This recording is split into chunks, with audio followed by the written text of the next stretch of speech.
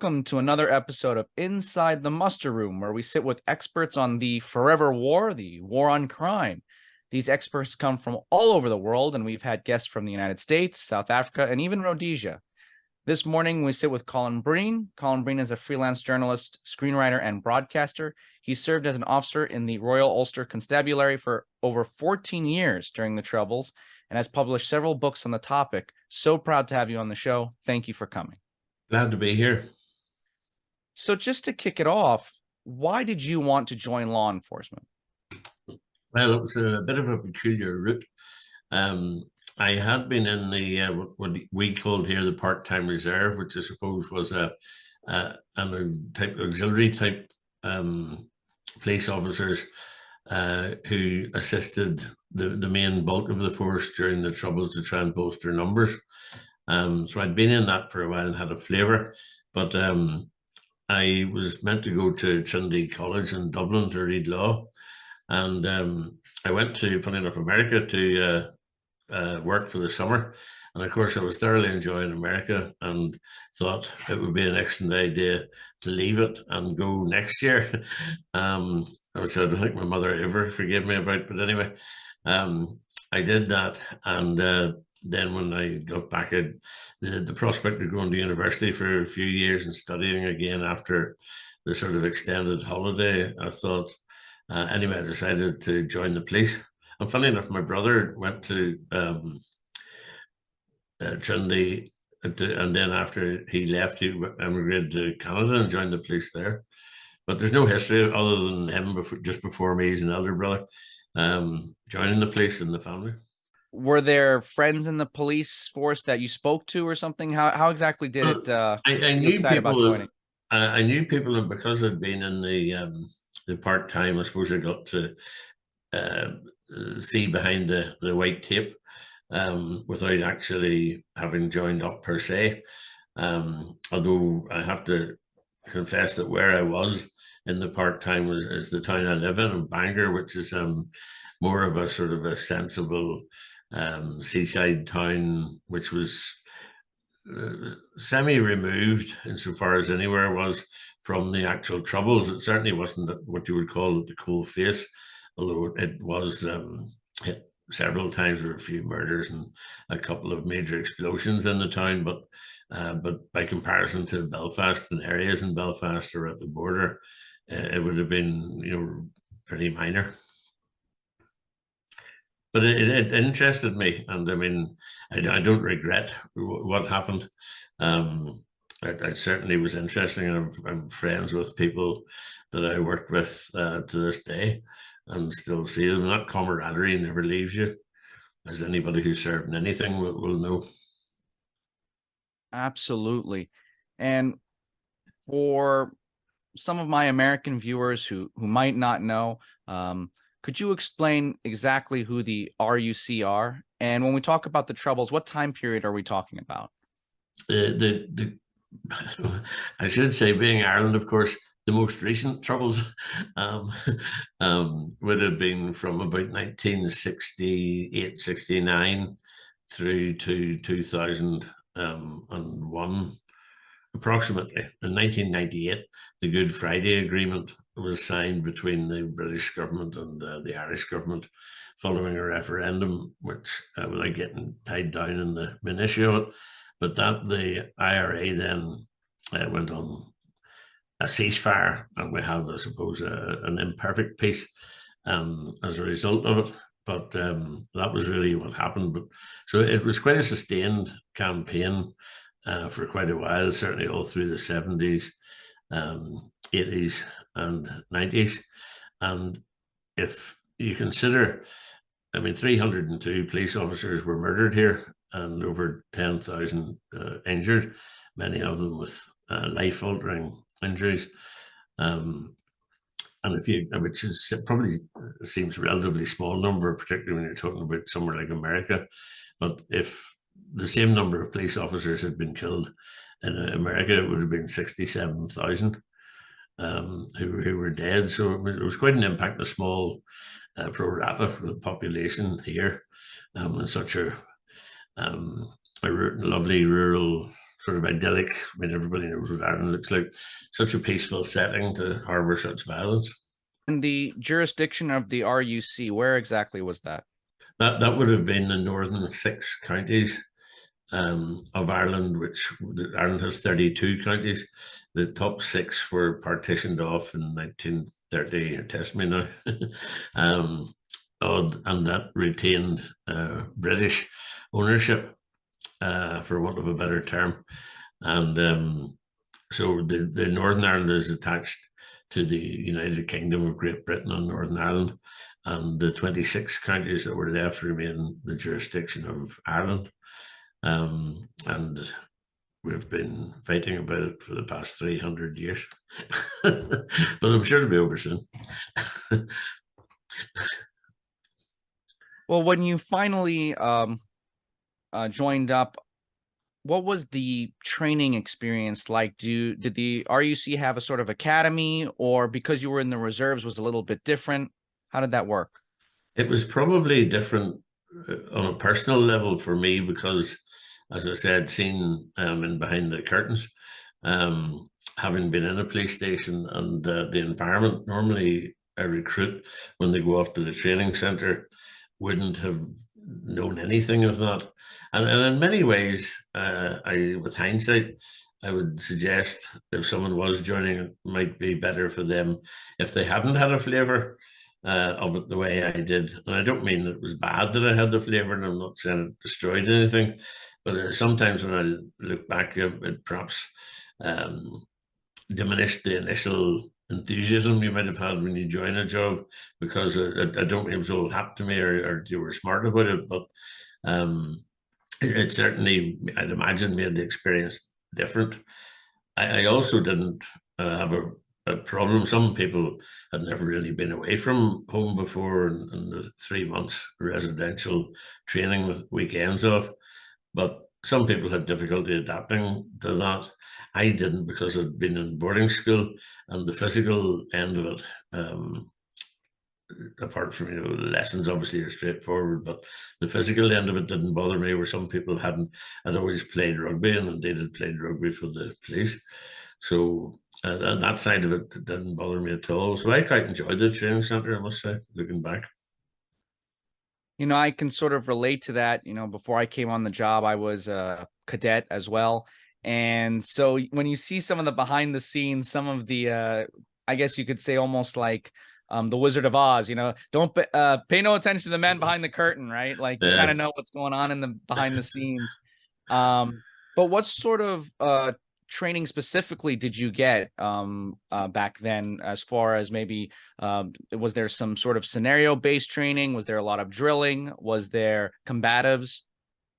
Well, they certainly did drilling, as in like military drilling, um, which was sort of ongoing throughout the period you were there.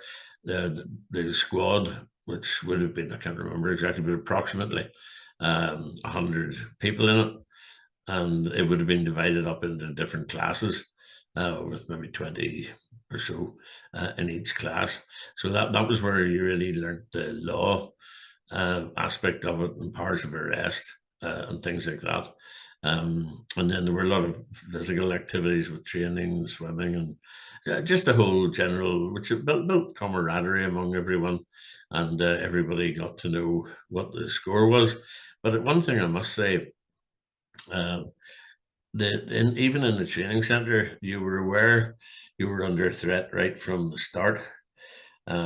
We used to go out of the training centre to go to a local leisure centre where there was a swimming pool, and I mean you would had to have been escorted up and down by other police who would be armed, and there would be police at the leisure centre just making sure, keeping an eye that there was no threat in the area. And there were a few, not in my squad, but in other squads, they had bomb attacks, planted on the streets through the town that they walked down. And in fact, at one stage, there was one person, one of my books, actually told the story about being in the training centre and they fired mortars at it. But because there'd been a threat of or explosions before on the way to the pool, they had started going by boat there's a lot of lakes in Fermanagh where the training centre was, so they were able to get to the place, the leisure centre, on a boat, which seems bizarre, but anyway, that's what they did. And the guy telling me said he remembered when their squad was coming back, the person who'd been in charge of them going down said, "Look, there's been an attack at the training centre, and expect to see some of your friends dead when you get there." But that, unfortunately, none of them were killed in that particular attack.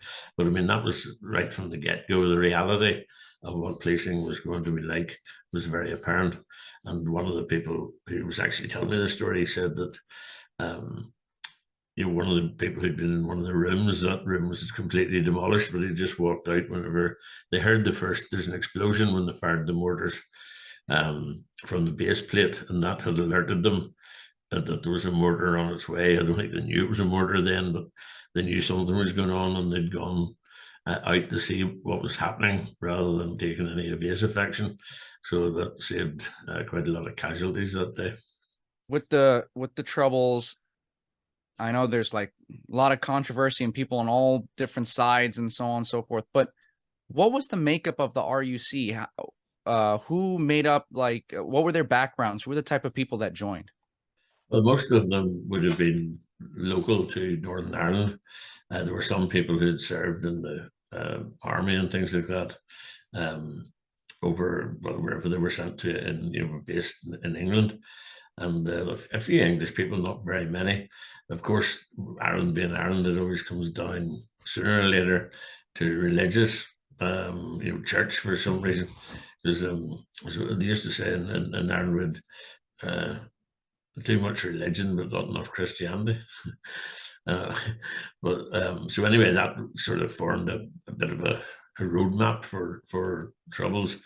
Bizarrely, it was certainly never evident anything I ever saw in the police. We were a policeman first and second, and the camaraderie between them, nobody cared who anybody was. It seemed other people. And then, of course, when you read things about the police, you've got to bear in mind that there was a 40-year sustained and very clever propaganda campaign against them, purchasing things, from the terrorist organizations, which wouldn't bear up to an awful lot of scrutiny. But it's like Gorbals, if you make the lie big enough and say it often enough, sooner or later people start believing it. I'm so glad you brought that up, because I feel like this is an issue that we have in the world of policing, even today, all around the world.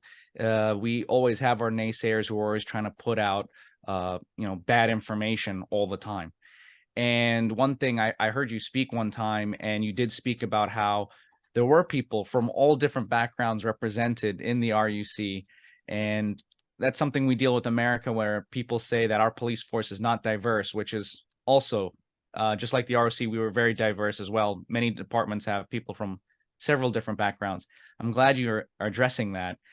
And you're sort of getting into something else, which I want to touch on, especially now in the United States, when we're dealing with a lot of protests that are, for example, for the issues in Israel, one side or the other. Regardless, we're not here to talk about that. But the police are always present during those demonstrations to do one thing, which is to keep the peace, regardless of anyone's views during the demonstrations, but to keep the peace. You've talked on that before about the RUC there to keep the peace and to stop the violence. Can you delve into a little bit of that? Well, I used to sometimes jokingly use the expression that we were piggy in the middle, from the old nursery rhyme, quite literally. And I mean, you were no more popular with one side than you were with the other. Ultimately, people the world over don't like being told what to do. And sooner or later, a policeman will tell you what to do because he has to, or she has to keep myself correct.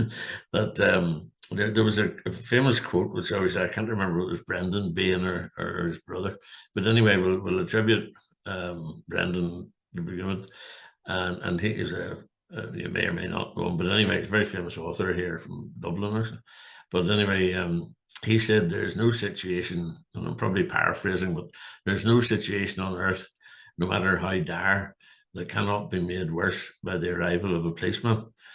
and and that's probably very true the world over, because I mean you're never going to win an awful lot of friends when there's a demonstration, as you talk now, but obviously the Palestine-Israeli thing going on, sort of Ukraine's just been going on, America obviously, there's racial difficulties.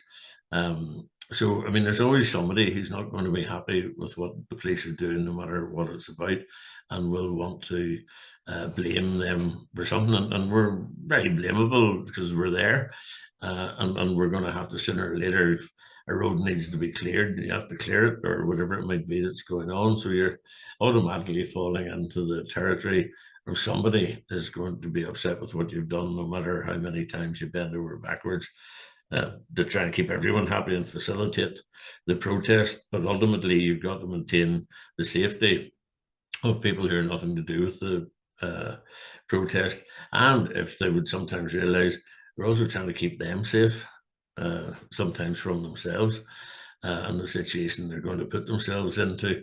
And of course, we end up in the middle of it by default.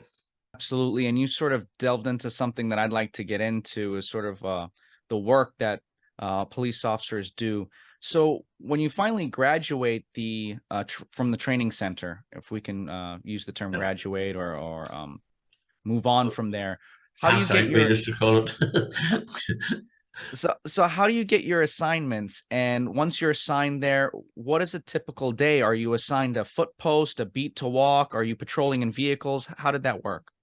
Well, you'll be allocated a division or an area, much the same as I'm sure anywhere across America, and you'll get a station within that division, subdivision, whatever it might be, and everyone would start off in uniform. And I'm sure this is pretty much the same the world over. Now, some parts of Northern Ireland for a police officer were much more dangerous than others. And in fact, in 1983, I know this because it's one of the quotes in the back of a book.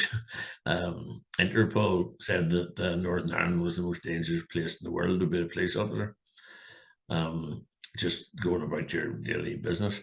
I went up to North Belfast, which at one time had the highest crime rate in Europe. It was quite a small area where the station covered, but it had both communities in it. So, I mean, you could literally be in one area, be relatively safe, as in they may not want to kill you, but there would be a lot of crime and a lot of disorder. But they sort of, you supplied then, if that was the case, you supplied in the people who are going to kill the other community, and vice versa. So you were caught literally between the two, and in one, the Republican areas would also want to attack you, and quite a number of police officers were killed there. And for it's a really small community, and certainly by comparison to the States. But I mean, I can remember Tennant Street Station, the worst month it had was 31 murder or 29 murders in 31 days, which for a place that size is, I mean, is incredible. That so many should happen, life should be so cheap. But actually, when I did go there, um, coming from the training centre, my first week, I was first in the scene at 3 murders, and it could have been 5 if 2 of them survived. And you know, when I'm thinking, coming from Bangor, as I said, you know, thought I'd arrived in Beirut or somewhere. It was only 12 miles up the road. I mean, it's bizarre and incredible all at once. And also, to even driving to work, you were under threat. I mean, you couldn't drive in uniform or anything. You'd vary your route to the police station, but sooner or later, the closer you get to the station, you've only so many places and ways to get there without exposing yourself. So you just hope that nothing ever happened. You were armed on and off duty. You were 24 hours a day. Your guard was up. And you always, I mean, I drove to work with the gun under my leg, just so it was handy. Um, you know, if in case anything had happened or an attack occurred. And many people were murdered going to work. There's no question about it, and attacked. So it was a very real threat, and it was constant. Now, if I recall, you do have a story of that, of a very close call that you had in regards to your license plate, right? Yes, I put that in one of the books. So it was very wary of the story myself about putting it in, not because of the story, because what I was trying to do in those books was show people what it was like. And I mean, I don't give any opinion about anything. I just say what happened. And this is just, I was trying to put the reader in the front seat of the police car so that when the radio crackled into life, or if you're in an office somewhere and the phone goes, you don't know what it is. And you know, in the next few minutes, you could be laughing, crying, dead, injured, you know, and it's the same everywhere in parts of America too, as well, you know. But so that's what I was trying to do. And that particular day, I was in a surveillance van um, with another guy, and we were driving around North Belfast, and reports had come in of the shooting, and the IRA had claimed the shooting. Obviously, there are people who got away by this stage, and they were claiming that it was a policeman that they'd shot, and the police who were there, I could hear them on the radio, different net, but they were saying that nobody knew who he was and he didn't have any identification. So I'd been up there a while at this stage, and I said, we'll go down and have a look. I might know the guy just to help them identify him or see who he was or what station. But anyway, long story short, I went down and the person was lying with a sheet over him, and I lifted it up and looked at him, and I can see his face now as I'm speaking to you. And I said, no, I don't know him. And you put it down, you move on. That's what you have to do. It was only when I got back to the station, I went into my office, and I was sitting at my desk, and the phone goes, and it was a friend of mine from a station quite a distance away, actually, but he worked in special branch, and he rang me and said, "Did you see the shooting today?" And I said, "Did indeed. In fact, I just told him what I just told you." And he said, "Then did you notice the car?" And I said, "No, I didn't actually," because I was just concentrating on who he was. And anyway, with similar cars, and the registration number was a 3 and an 8 was the difference with one of the digits on it, and it had gone wrong in the targeting um, by the terrorists. Had obviously seen the number being the same and thought a 3 and an 8, and thought, "Oh no, that must be it because it's too similar. If it was too coincidental." And started to follow the wrong person. And while on one hand, obviously, I wouldn't be talking to you today, I'm still very conscious, though, that someone did die. You know, a mistaken identity, not that the terrorists are going to care, but I'm conscious of it. And then I think it was made sort of worse because I was actually down there at the scene. So, and then there's a little black humor. You end up saying, I must be, I'm in a unique club in that I've actually attended my own murder. It's a club of not too many members, I hope, but you know what I mean. And this was happening, you know, pretty much all the time from what you're describing. It's this constant barrage of violence.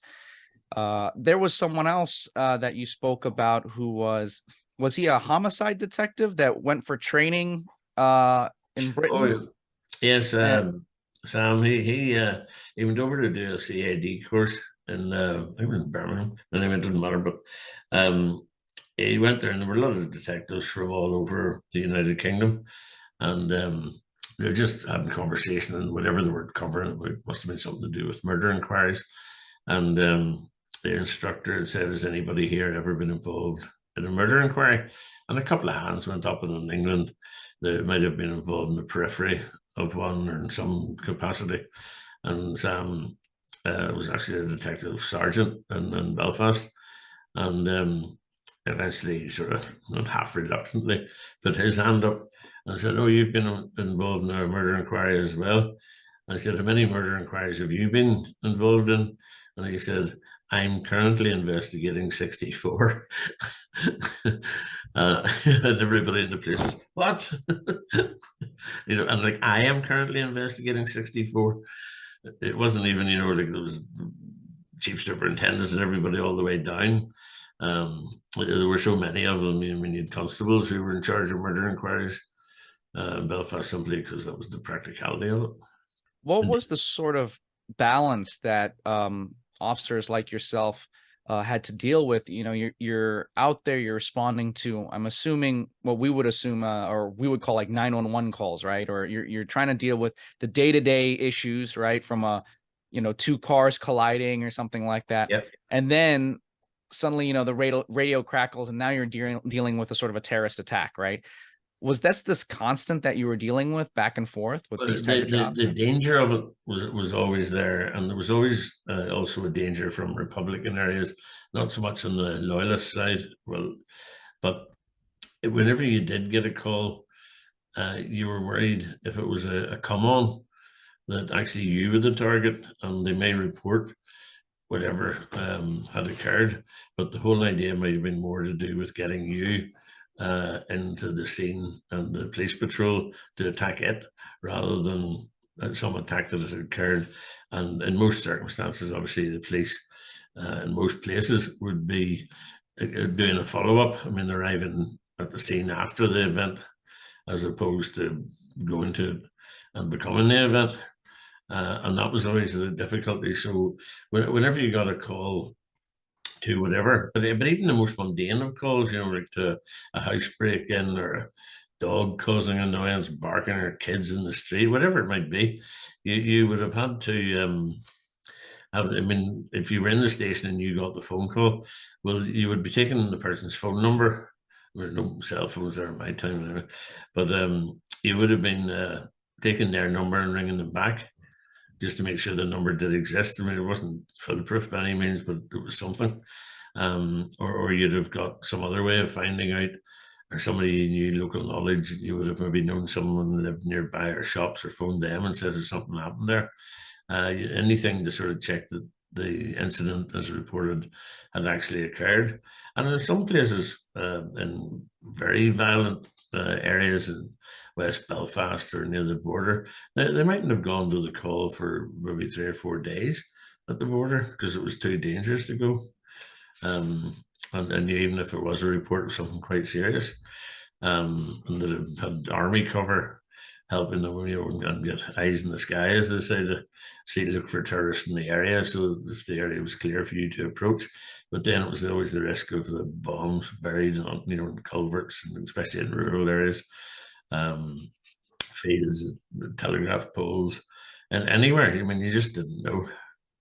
And it was certainly a very steep learning curve for people over the years, because I mean, as you evolve countermeasures, well, the terrorists will involve measures and something new that you don't know, and eventually, I mean, it's just one of those sort of cat and mouse things all the time. I think you sort of got into it a little bit, but what sort of equipment were you using? Were you armed, Oh or yes, did you carry firearms? yeah, you carried well, you had a pistol with you.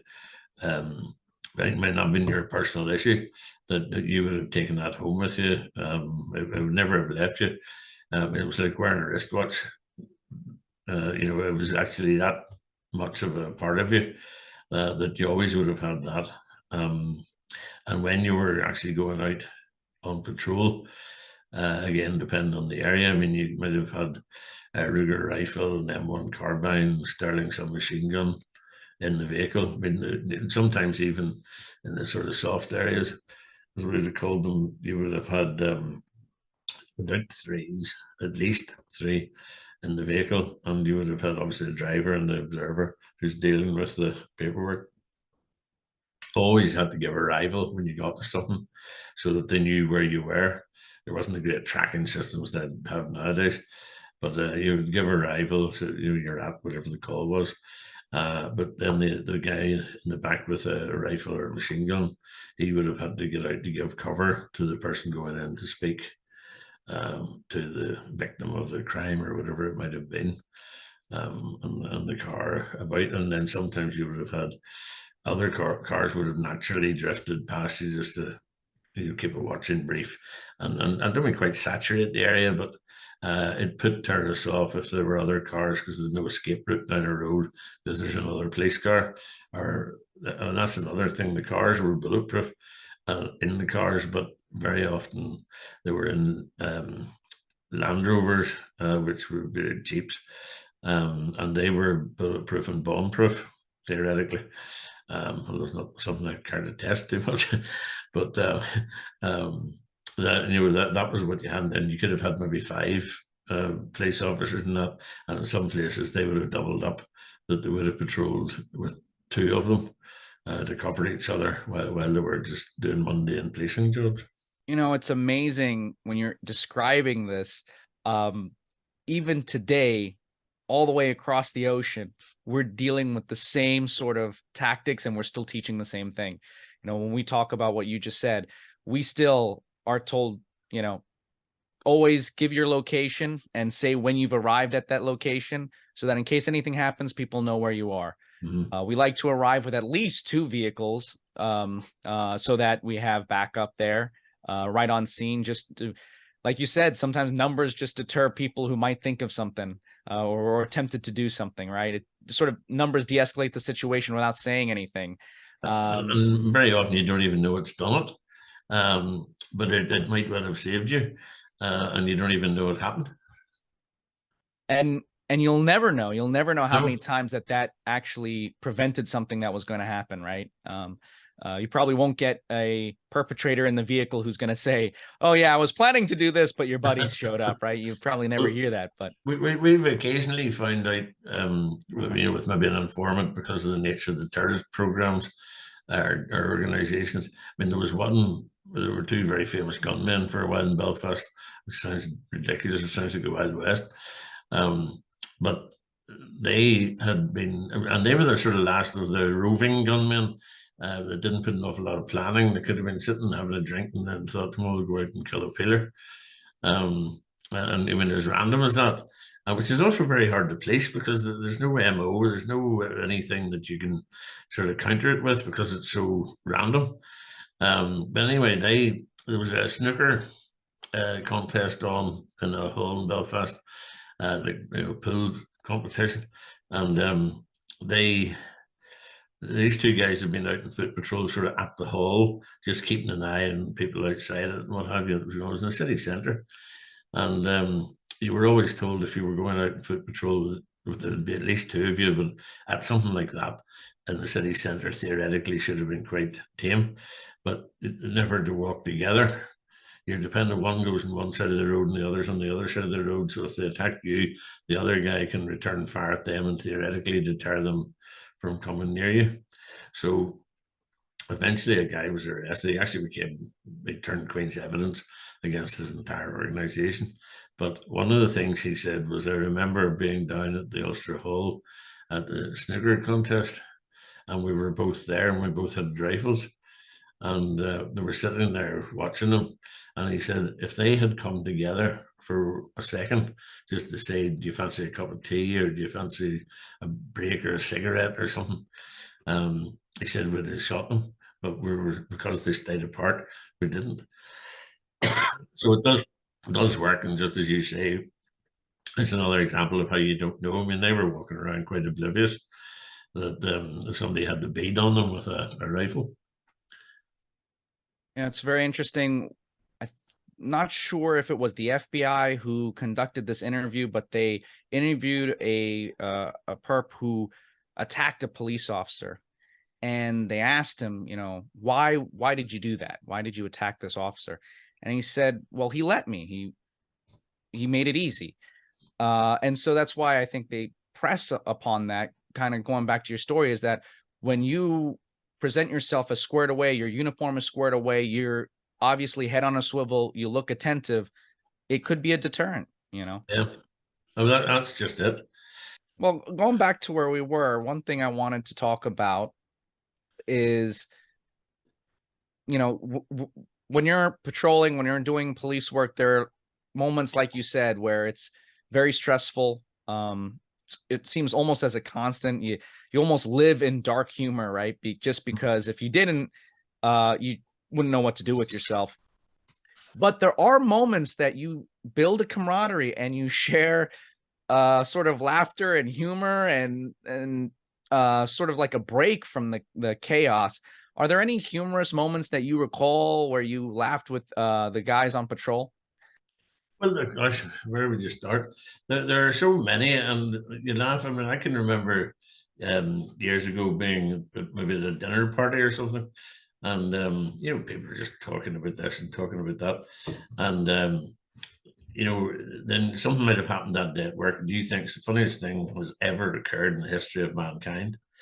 And then with a few refreshments, you might decide to tell this story to normal people, and you tell them the story, and everybody just sits there going, what is he talking about? And you think it's hilarious, and they're absolutely getting nightmares for about 3 weeks after it.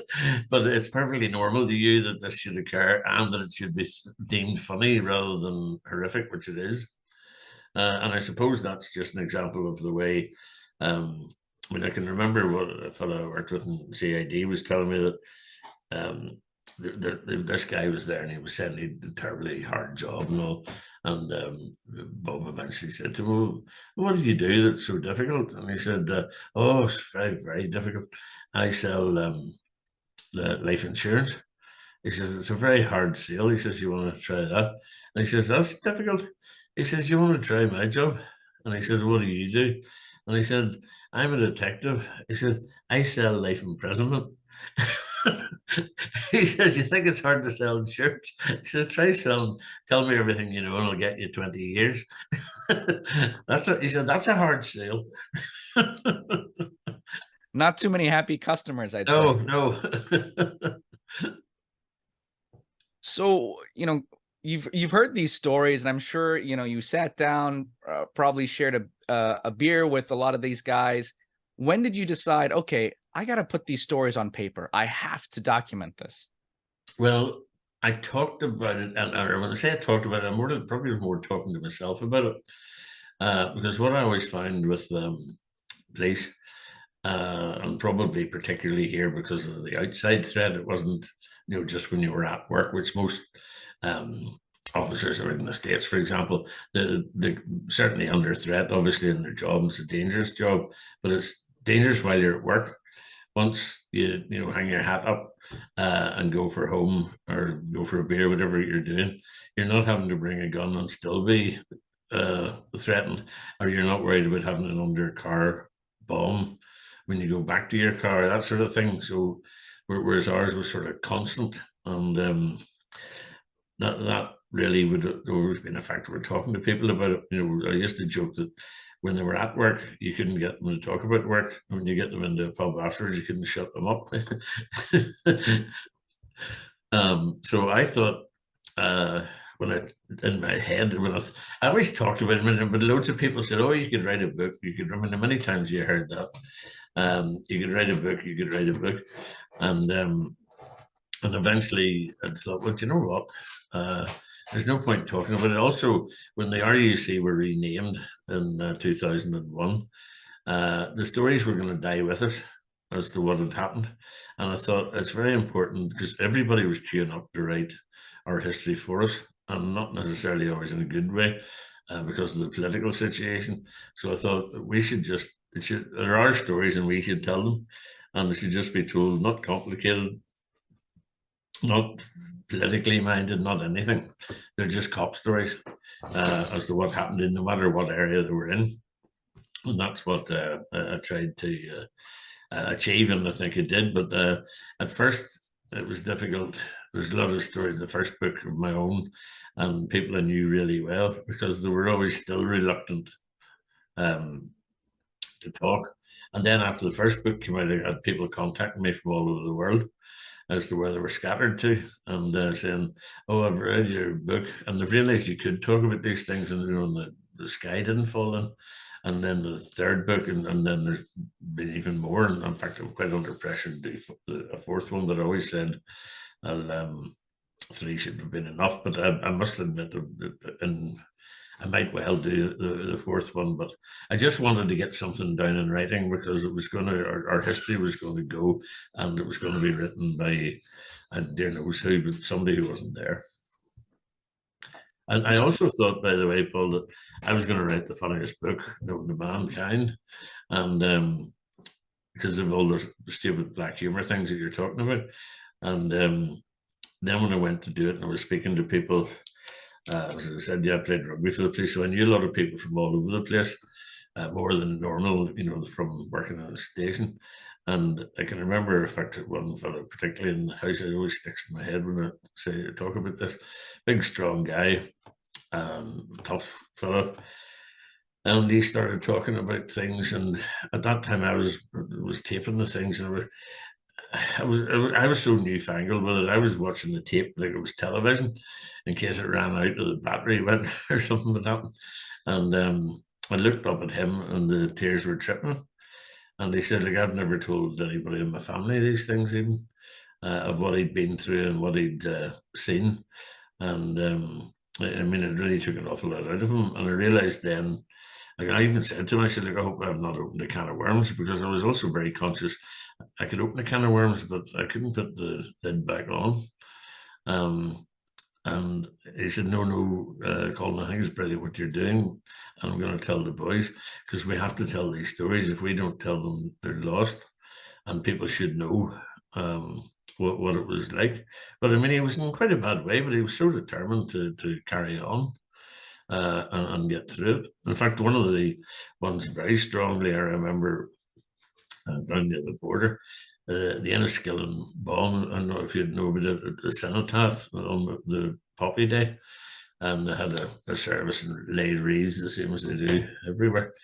And he was telling me about it. And he was a well-seasoned campaigner, 38 years service or something. And he was talking to me. We had an initial chat. I didn't know. And he was saying about it was due to lay the wreath that day. And I think we were 14 killed. But he said that it had been raining all morning. And then eventually whoever was in charge of them marching in to do the wreath, he said, look, guys, the rain stopped. You know, suddenly sometimes if it's really heavy shower and then the sun comes out.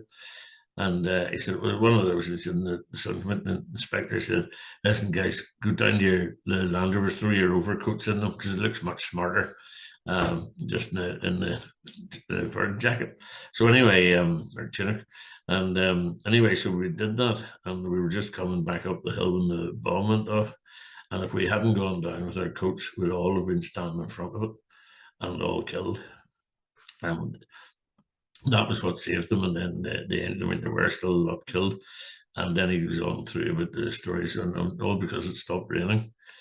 So many were alive. And that day, people don't realise there was another bomb just outside Enniskillen that some boys' brigade guys who were having a pray, but the detonator went off, but the bomb didn't, or they'd all been killed as well. I mean, it would have been an absolute massacre. But that man, when he was trying to tell me about it, he came in and he said, well, I suppose the first thing, and he said, the Poppy Day bomb. And he said, I just get it. And he took a deep breath, and he said, well, and he tried to tell me it in one breath because he knew he was going to have trouble. And he got about, he didn't get 10 seconds into it, and he collapsed and he crying. And it's that sort of raw emotion that makes the stories so, had to be told. And even all these years later, people still have trouble telling them, and people have no comprehension of what people in the forces, the police or anything, what they say and do on their behalf. Now they'll criticise them, and everybody will, we're all geniuses, we're not in power. And that's what happens, but that goes with the turf. And we're well used to it, as I say, with 40 years of a very strong propaganda campaign, but at least we know what happened. And now anybody who reads the books knows what happened, because that's just the way it is, unvarnished, real, and nothing's tidied up. Well, I've said it before, I'm so glad that you did write these books, you did get these stories, because I do feel in law enforcement, I think for multiple reasons, like you've mentioned, a lot of police officers, regardless where they're from, they don't want to talk about what they went through. Sometimes they retire and they say, that's it, I'm done. I don't have to talk about this ever again. And the problem is we do get other people trying to tell our story the way they want to tell it. And we don't get our story out there. And it's so great and refreshing to see you do something like that. And I really appreciate that for all of police officers, Well, that's why I was so keen to get it in their words, because it's their story. and it was important to me that it should be told from the horse's mouth, from the person who was there, not some reporter who's on the other side of the white tape and didn't actually see what happened. Now, before I go into my last final questions, I did get a question from a listener who does listen to or watch my videos on YouTube. So it does take us a little bit offline here, but he would like to know, there are a lot of there have been a lot of wars for the United States, over in the Middle East, over in Korea, that have been called policing actions. Uh, and so, oddly enough, he's seen the military serve over there, and one of the examples he brought up was, not to make this question too long, but I believe it was in Iraq, where U.S. soldiers were in Iraq and they were told to train the local police force there.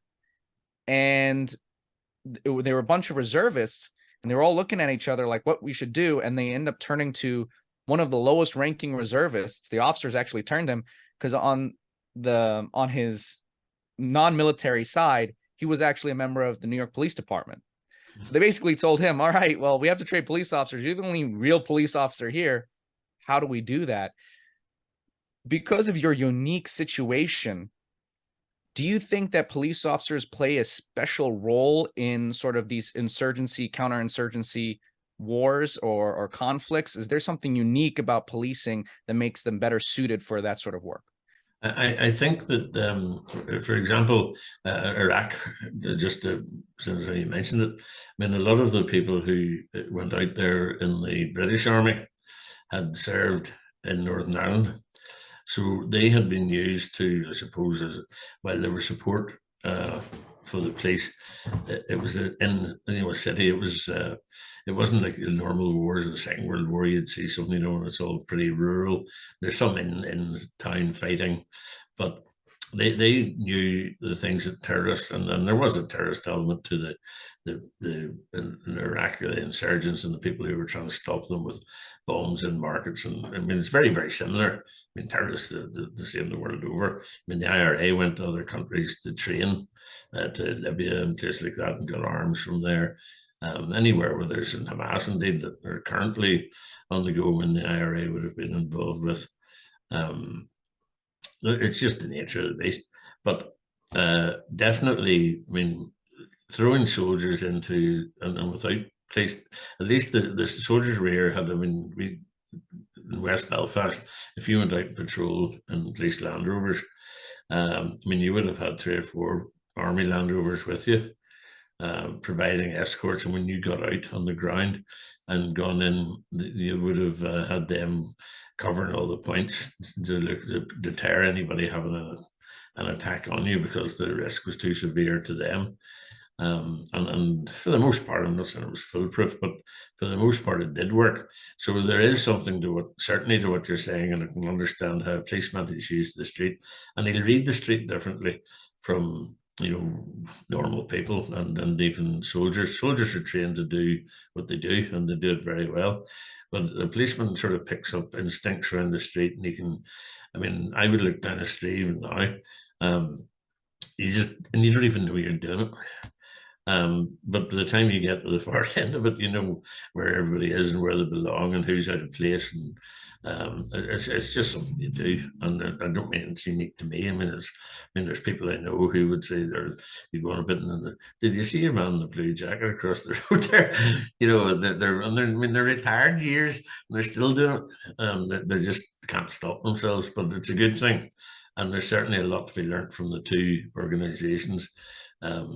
They used to have army liaison people here, but when a new regiment was going to come over, they would have sent a couple of police over to talk to them and explain to them what it was like, and they'd have different training places and villages built to let them know when they're out in foot patrol what's going on and what to look out for.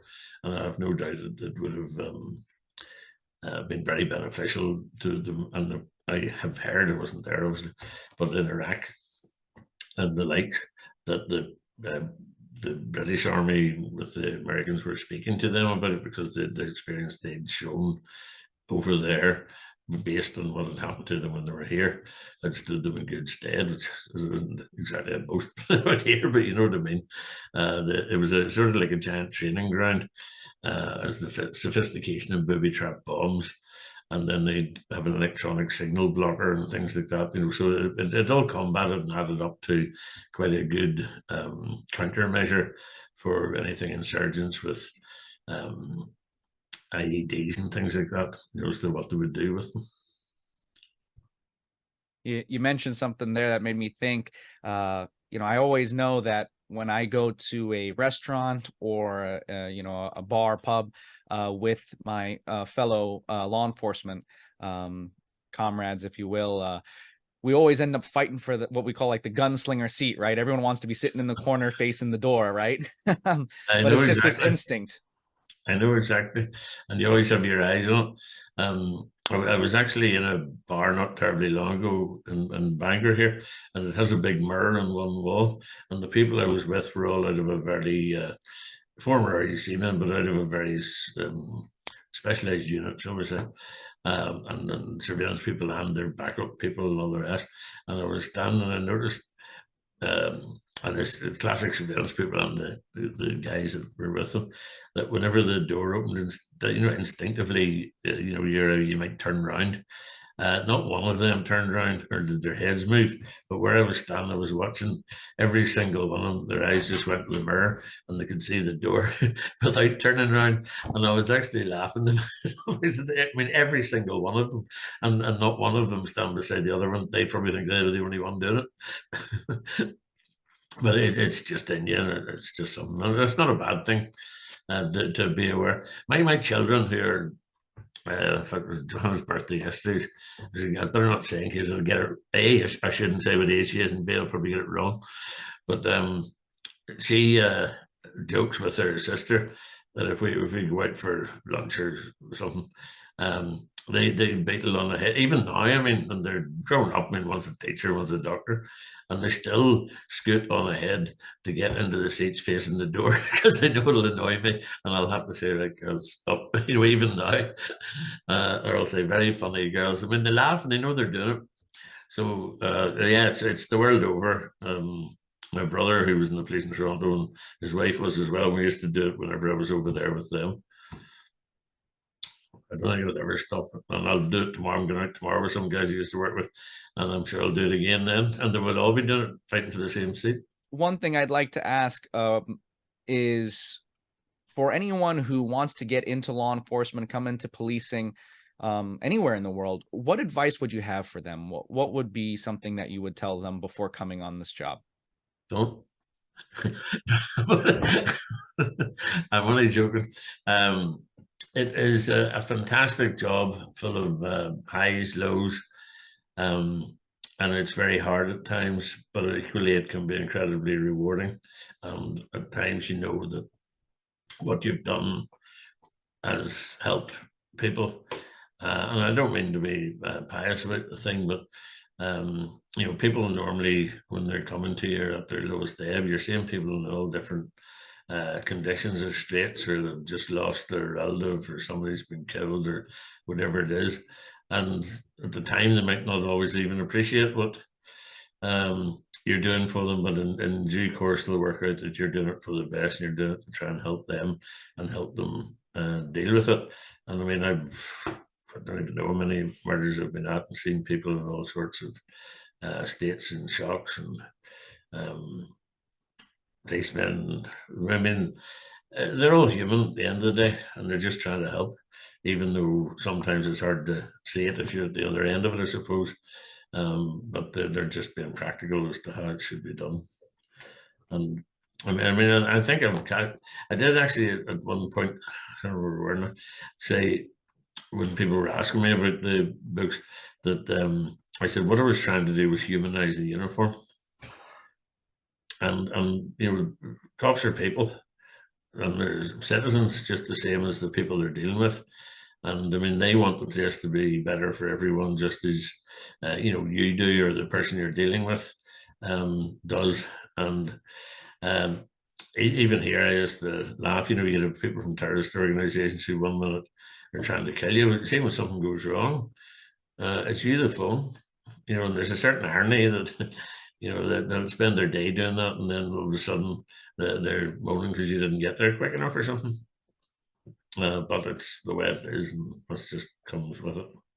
So, and that's what I tried to capture, and in the books from all different types and walks and sizes, which I'm told that I've managed to do, because it was difficult. I didn't even know how I had all these stories, and I was thinking, well, how do you turn them into a book? People were saying, well, if you put in, things that happen. I said, well, if you put in a big atrocity, people will read the first one, go, that's terrible. The second one will be quite bad. And the third one, they go, I wonder what the next one is. So that was why I went through the 24-hour clock. So you don't know you're going to be laughing, or it's just the way, as I was saying, when you're actually out there, you don't know what's coming next. And that's like part and parcel of the secret of the success. No, fantastic books. We actually have a thing in the United States we call like humanize the badge. It's a term that we use. And how can people get access to your books? Where can they purchase them? Well, they're available in America on Amazon, as along with everything else in the world, apparently. Uh, um, but Amazon have them. I know that the bookstores can get them. And then they're on the list. They should be able to order them up if you want to do it that way.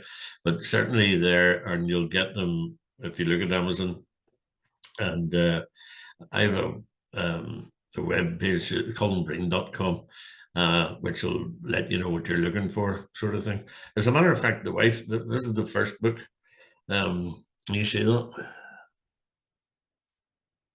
The guy who's standing against the wall, his wife emailed me just about not a few weeks ago, to say that he had died. I'd never met him.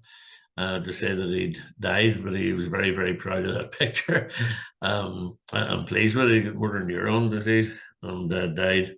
But I just thought that it was nice of her to take the time out to actually. There's an email at the beginning of the book which actually does come to me. Probably shouldn't say that now because everybody fruitcake under the sun emailed me. But anyway, I was very moved actually to hear what she'd said and what he had thought.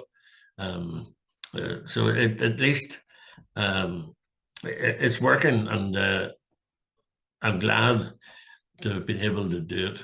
And I'm not trying to say that we were the bee's knees or anything else. With faults and mistakes like every other force, but for the most part, all we did was try. And there's a lot of people walking around now who wouldn't be had we not been there. Absolutely.